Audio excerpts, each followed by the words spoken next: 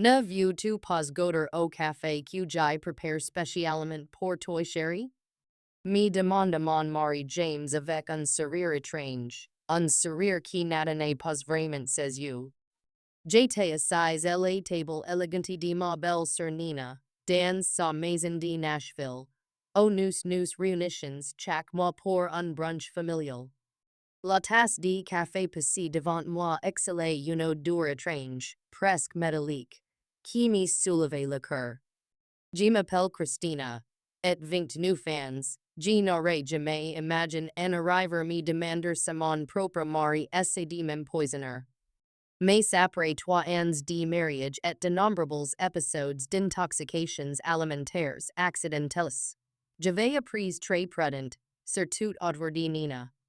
Elle avait une manière subtile d'orchestrer des situations qui me laissaient malade au humilié, toujours avec ce sourire innocent que James affichait présent.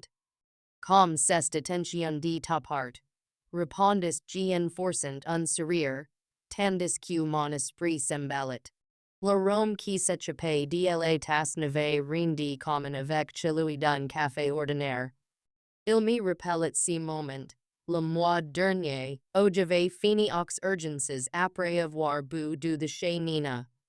Les médecins n'avaient pas su expliquer mes symptômes, et Nina avait juré qu'elle avait préparé exactement de la même façon que le signe. De l'autre côté de la table, Nina me fixait attentivement tout en remuant distraitement son propre café, auquel on n'avait pas encore touché. James est devenu un véritable barista ces derniers temps. Dit-elle avec un petit sourire narquois. Elle s'entraîne différentes méthodes de préparation. Rien que pour toi.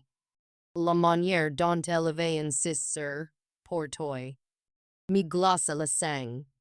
J'avais remarqué que James passait de plus en plus de temps chez Nina ces derniers temps, prétextant qu'ils préparaient une surprise pour notre prochain anniversaire. Mais quelque chose ce n'est faux. Ces chuchotements qui se sentent quand j'entre dans la pièce, ces messages étranges que j'avais aperçus sur son téléphone. Et maintenant ce café au parfum suspect. Je portais la tasse mes lèvres en feignant de boire, tout en observant leurs expressions. James et Nina échangeront un regard furtif qui confirma mes soupçons. Je fis mine de consulter mon téléphone et me levai brusquement. Oh, mais regardez-moi ça, je dois passer un rapide coup de fil pour le travail. Nina, ce n'atténue pas si j'utilise ton bureau? En passant prise du couvert de Nina, je trébuchai volontairement, renversant légèrement les tasses, et dans la confusion de mon faux déséquilibre, j'échangea discrètement nos cafés. Je suis tellement désolé, m'exclamai-je en me redressant. Je suis vraiment maladroit parfois. Nina écouta ma excuse d'un sourire crisp. C'est seulement de rien casser dans le bureau, répondit-elle. Je hochai la tête et me défai de millionnaire, le cœur battant tout rompre. Depuis l'encadrement de la porte du bureau, je pouvais encore les voir à tables. Il ne me restait plus qu'à attendre. Et observer. Dis-je, je vis Nina porter la tasse ses lèvres, et mon estomac se noua d'angoisse. Une partie me voulait larder, elle prévenir. Mais j'avais besoin de savoir la vérité. J'avais passé trop de nuits aux urgences, trop d'heures pleines de douleur, toujours après avoir partagé un repas avec vous. Pourtant, tout n'avait pas toujours été ainsi. Lorsque j'avais rencontré James, 3 ans plus tard, lors du mariage de Nashville, il s'était montré charmant et attention. Nina, elle aussi, avait semblé accoulante, m'invitant aux réunions de famille et offrant son aide pour préparer notre mariage. Mais sans y repensant, j'aurais de remarquer les signes d'alarme, ses maladresses. Répétez. Com renverser quelques chose sur ma robe lors d'événements importance. O les plats étrangement trop épiques lorsqu'elle cuisine pour nous. Les incidents avant commence modestement. Un simple malaise ici, une légère réaction allergique elge. James avait toujours une excuse pretty. Put très que tu avais dej mange quelque chose. Ou bien, tu dois couvrir quelque chose. Mais pou, un schema clair s'est dessiné. Le pire fut il y a 2 mois, quand j'avais été hospitalisé après un petit déjeuner pris chez you. Les médecins avaient trouvé des traces d'une substance indéterminée dans mon organisme. James, encore une fois, avait convaincu tout le monde que j'avais de prendre un médicament pour aimer. J'agrippai le chambron la DLA pour envoyant Nina avaler une autre gorgée du café. James, Louis, tapotait distraitement sur son téléphone, l'air parfaitement indifferent. Ma propre tasse, intacte, refroidissait toujours sur la table. Son odeur métallique me faisant frissonner. Un léger tremblement dans la main de Nina attira mon attention. Elle reposa brusquement la tasse, le visage soudain blêmi. James, dit-elle d'une voix tremblante, il y a quelque chose qui ne va pas. James releva LATD, son expression passant de la confusion l'erreur en réalisant de quelle tasse élevée bu. Elle se leva d'un bond, renversant sa chaise. Nina, qu'est-ce qui s'est passé? Les mains de Nina tremblaient violemment. Je ne me sens pas. Elle tenta de se lever mais chancella, s'agrippant au bord de la table. James, qu'as-tu mis dans ce café? Je sortis aussitôt du bureau, mon téléphone dej en mode enregistrement. James set it précipite aux côtes de Nina, le visage blêmi. Si n'était pas sans tristesse, murmura-t-il. Mais dans la silence pesant de la salle manger, ses paroles résonnèrent clairement. Les yeux de Nina s'écarquillèrent de stupeur et de peur. Appelle une ambulance. Haleta-t-elle glissant au sol. S'il te plaît, je n'y arrive pas. Je compassai immédiatement le 911, mes mains étonnamment stables malgré le chaos qui se déroulait sous mes yeux. Services d'urgence? Oui, nous ons besoin d'une ambulance au 1542, Maple Grove Drive. Geste d'une voix ferme, tenant toujours le téléphone en mode enregistrement de l'autre main. Ma belle-sœur semble avoir une réaction sévère quelque chose dans son café. Elle est consciente mais souffre de tremblements violents. Pendant que je parlais avec l'opérateur, les yeux de Nina croiseront les miens. Son regard, habituellement froid et calculateur, n'exprimait plus qu'elle per brute. Christina, haleta-t-elle tout as échange? Tu savais. Madame, l'ambulance est en route. Assura elle voix du standardiste. Restezin. James devenait de plus en plus frénétique. Nina, qu'est-ce qui s'est passé? Si n'était pas. Enfin, si n'était pas pour. Tais-toi, James. Crotcha-t-elle entre ses dents cerises. Sa colère percent un instant sa détresse. C'est ta faute. Tu avais promis. Tu avais dit que elle rendrait juste assez malade pour manquer la réunion du conseil la semaine prochaine. Tu avais juré qu'on ne pourrait pas remonter jusqu'à nous. Et un frisson glacial me parcourut. La réunion du conseil. Celle je devais présenter ma proposition pour un client majeur. Le me compte que Nina essayait d'obtenir depuis des mois pour son entreprise concurrente. Tout s'éclairait soudain. Le mois dernier. Dis-je d'une voix étonnamment calmée. Et le petit déjeuner, il y a 2 mois. Si n'était pas des accidents, n'est-ce pas? Le visage de Nina se crispa sous une nouvelle vague de douleur. Le vie set pour tempcher d'aller presenter le contrat Johnson. Mais tu es quan miali. El sera son venture, plien du. James avait dit. Quil fallait just te discreditor, donner aux clients l'impression que tu n'étais pas fiable. Le Herman desirens se fit entendre au loin. James recula d'un pas, livide. Nina, art de parleur. Tu ne sais pas ce que tu racontes. Oh, je sais exactement ce que je dis. Bon, répliqua Nina, sa voix tremblante mais claire. Nous ons tout planifié depuis des mois. Depuis que Christina me surpasse chaque réunion client. Tu devais juste t'assurer qu'elle boive ce café aujourd'hui. Les paramedics franchirent enfin la porte d'entrée, et Jimmy poussait de côté pour les laisser intervenir. Tandis qu'ils installaient Nina sur une civière, j'artai mon enregistrement et envoyé aussitôt la vidéo mon adresse privée, puis mon avocat. James resta fige, regardant son plan soigneusement construit s'effondrer devant lui. J'aurai avec l'hôpital. Déclarai Jacques Securists, d'une voix ferme. Après tout, je dois m'assurer que ma belle-sœur reçoive les soins appropriés. Je crissai le regard terrifié de James. Et je suis certain que les médecins seront très intéressés de savoir exactement ce qu'il y avait dans ce café. Ah, l'hôpital général de Nashville, c'est à l'effervescence.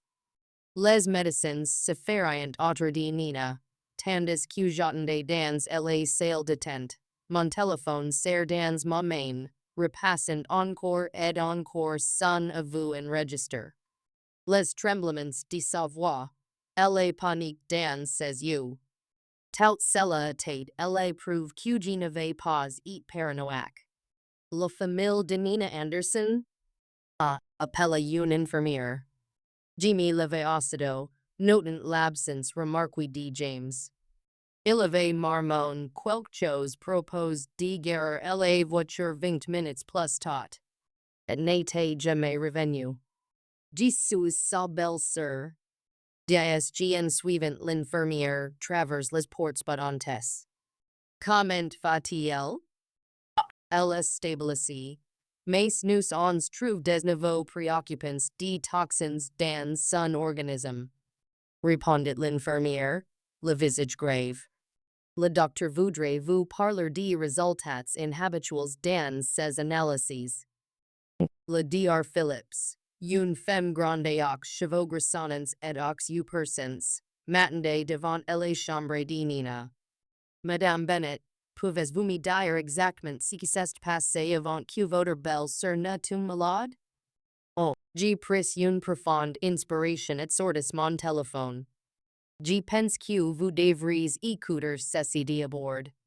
Je lançai l'enregistrement du brunch. Le visage du médecin passa de l'inquiétude professionnelle l'alarme. C'est très sérieux. Dit en prenant des notes. La substance que nous ons identifie n'est pas quelque chose qui se retrouve accidentellement dans du café. Nous parlons ici d'une contamination délibérée. À cet instant, James apparut au bout du couloir, le visage pâle et en sueur. Il avait clairement entendu les paroles du docteur. Christina, commença-t-il en avançant vers moi. Laisse-moi expliquer. Reculez. Bah, ordonna le Dr. Phillips, appuyant sur le bouton d'appel de l'infirmière. Securite dans la chambre 412 immédiatement. Ah, James leva les mains en signe de reddition. Tout ceci n'est qu'un malentendu. Nina était confuse. Elle ne savait pas ce qu'elle disait. Raymond? Oh, répliqua en sortant les messages que j'avais découverts sur son téléphone la semaine précédente, et que je m'étais secrètement transférés. Alors si ces changes entre toi et Nina propose de t'assurer qu'elle soit hors d'état avant la présentation Henderson, Si n'était qu'une conversation amicale. Le visage de James se vide de tout couleur. Tu as fouid dans mon téléphone? Après avoir trouvé ces fioles étranges dans ton tiroir de bureau? Oui, je l'ai fait. Jimmy tournai vers le docteur. Docteur, j'ai été hospitalisé 3 fois ces 6 derniers mois pour des symptômes inexpliqués. J'aimerais savoir si ces symptômes correspondent si que vous avez trouvé aujourd'hui dans le sang de Nina. 1. Le regard du Dr. Phillips, c'est fait plus dur. Nous allons devoir effectuer des tests comparatifs. La sécurité s'assurera que votre mari reste disponible pour très interroge. 1. Deux agents de sécurité apparurent et se posteront de chaque côté de James. Son masque d'assurance s'effondra. Nina et moi. Balbutia-t-il, nous voulions juste t'aider ralentir. Tu travailles trop. Tu prenais tous les gros clients. Nina a dit que si on pouvait juste t'obliger prendre du repos. En même poissonnant? Ma voix était glaciale, bien que mes mains tremblaient de rage.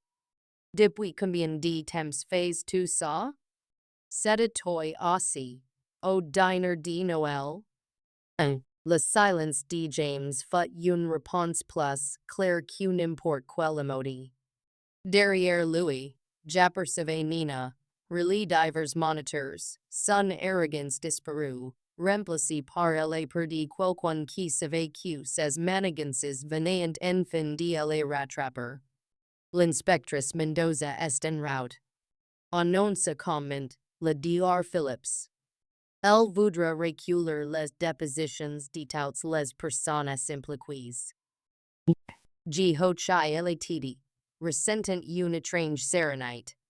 La vérité éclatait enfin. Et il n'y aura plus de retour en arrière.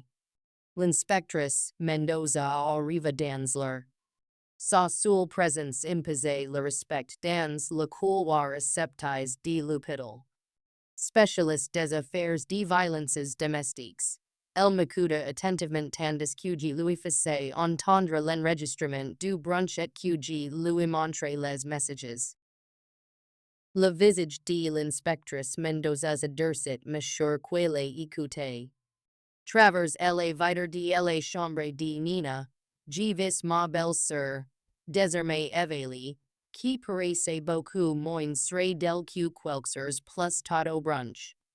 L'hôpital effectue des analyses toxicologiques. M'informa l'inspectrice. Le Dr. Phillips a déjà identifié plusieurs substances qui ne se trouvent pas naturellement. Nous aurons aussi besoin d'échantillons provenant de votre domicile. Un tumulte éclata dans le couloir. James était en train de se disputer avec les agents de sécurité. Sa voix montant dans un mélange de panique et de désespoir. Je dois parler ma femme. Cria-t-il. Christina, je t'en supplie, tu ne comprends pas. Nous essayons de te prodiguer. But l'inspectrice Mendoza s'interposa entre nous. Monsieur Bennett, vous n'aurez pas votre cash. Nous avons des preuves de préméditation. James éclata d'un rire cru qui ressonna dans le couloir. Nous voulions seulement que les ralentisse. Elle s'était les tâches. Prenez tous les plus gros comptes. Nina disait que si on pouvait juste les forcer se reposer un peu. La voix de l'inspectrice coupa net. Si n'est pas de la protection, Monsieur Bennett. C'est une tentative de murder. Le visage de James se décomposa. Murder? Non. Si n'était pas. Nous n'avons jamais voulu. Alors, qu'espérez-vous exactement? Demandai-je d'une voix glaciale, en mettant quelque chose dans mon café ce matin? Son silence en disait plus long que toutes ses paroles. Derrière lui, je vis Nina observant travers les vitres de sa chambre, Sun visage fige enter per et calcul. J'y savais quelle chercher dej un moyen de se défausser, d'expliquer si es moi d'empoisonnement systématiques comme une tentative maladroite de mater. Nous aurons besoin de leurs téléphones. Ordonna l'inspectrice Mendoza aux agents. Et j'ai vu officiers posts aux deux ports. Personne ne part avant de voir les résultats toxicologiques. Le dior Philips entre dans la chambre de Nina, une tablette à la main, le visage grave. L'inspectrice et moi les suivimes, tandis que James restait dehors, sous les gardes agents. Nina tented de se redresser dans son lit, mais ses tremblements persistaient. Le rapport toxicologique révélait des niveaux élevés de plusieurs substances. Annonce le Dr. Philips d'une voix clinique. Ce qui est particulièrement inquiétant, c'est la présence d'un composé utilisé uniquement dans des tests pharmaceutiques. Ce n'est pas quelque chose auquel le grand public devrait avoir accès. Le visage de Nina se décomposa. C'est impossible. James m'avait dit que ce serait juste quelque chose pour provoquer de légers symptômes. De légers symptômes? Intervint sèchement l'inspectrice Mendoza. Comme ce quoi connaissent votre belle-sœur ces 6 derniers mois? La porte s'ouvrit et un autre détective entra, tenant un sac de preuves. Nous on trouve ceci dans le bureau d'M. Bennett, la Société Anderson Marketing. Il présenta plusieurs petites fioles étiquettes, accompagnées de notes d'utilise sur les dosages et les réactions. Mes jams vacilleront en réalisant l'ampleur du plan. Vous notez tout, comme une expérience. Si n'était pas comme ça. Oh, protesta Nina, la voix tremblante. Nous devions juste suivre ce qui fonctionne. Les premières tentatives n'étaient pas assez fortes. Tout continua leur test réunions malgré tout. Alors vous avez augmenté les doses. Conclut l'inspectrice Mendoza en examinant les fioles. Savez-vous seulement que ces substances pouvaient être létales de plus fortes concentrations? Le silence s'abattit dans la chambre.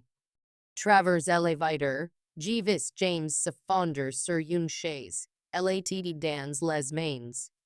Le Comte Henderson. Murmurai-je, les pieces du puzzle s'imbriquent enfin. Ce n'était pas seulement cette présentation. Vous voulez m'accorder définitivement. Parce que le client avait exigé que je sois responsable du projet. Le visage de Nina se crispa entre rage et frère. Tu détruisais tout ce que j'avais construit. J'avais passé dans bâtir si portefeuille client et toi, tu débarques et soudain tout le monde ne veut plus travailler qu'avec toi. James a dit qu'il pouvait rendre ça. Ennemi tuant. Achevai G. Freudmund. Les mots flotterant dans l'air, lords d'accusation. Le lendemain matin, l'hôpital gueulait de journalistes. L'histoire avait déjoué. Un entrepreneur local hospitalisé après un empoisonnement présumé, incouvert. Oh, les caméras se pressaient aux portes, avides de details. Dans ma chambre, j'ai fixé l'écran de télévision. James et Nina apparaissaient minutes, escortés par la police. Le bandeau déroulant en bas de l'écran annonçait complot d'empoisonnement dans une affaire d'entreprise familiale, tentative de meurtre. Un mélange d'effroi et de soulagement n'y parcourut. Le monde entier voyait enfin la vérité que j'avais endurée en silence pendant des mois. Au tribunal, quelques semaines plus tard, elle s'était plein cracker. L'inspectrice Mendoza avait travaillé sans relâche. Les enregistrements, les fioles, les messages, les dossiers médicaux, tout était elge, formant un dossier accablant. James, Assis dans la box des accuses, paraissez méconnaissable. Esses chevaux pars, son visage marque par les nuits sans sommeil, il n'était plus la home sur de Louis qui m'avait autrefois jure fidélite. Côte de Louis, Nina affichait une expression ferme, ses yeux rivent sur la table devant elle, refusant de croiser mon regard. Quand vint mon tour de témoigner, elle seule retint son souffle.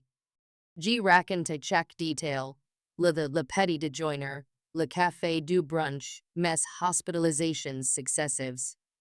J'ai fait écouter leurs voix froides et calculatrices, planifiant ma chute.